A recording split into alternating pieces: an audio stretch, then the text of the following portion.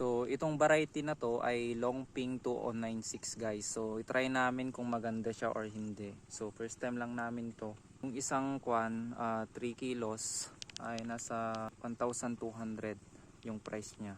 So lahat nito dapat kapag isang ektarya nasa 15 kilos dapat yung kukunin mo, 15 to 18 kilos sa isang ektarya.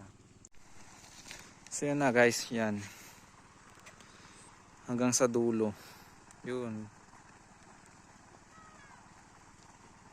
yan kailangan ng patubigan guys. Oh, sobrang dry na yan, nagpapatubig kami.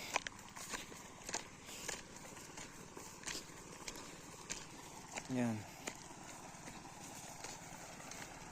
guys, maganda naman yung yung palay sa Longping. So i-update ko kayo guys, follow nyo lang ako or subscribe para ma-update ko kayo kung anong kinalabasan na to sa 40 days ganun. Yan, nagpapatubig ko.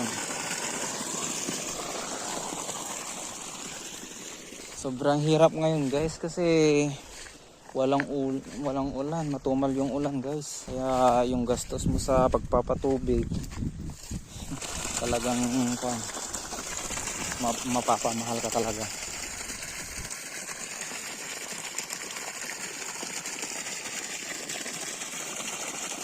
So yun guys, magpapatubig tayo.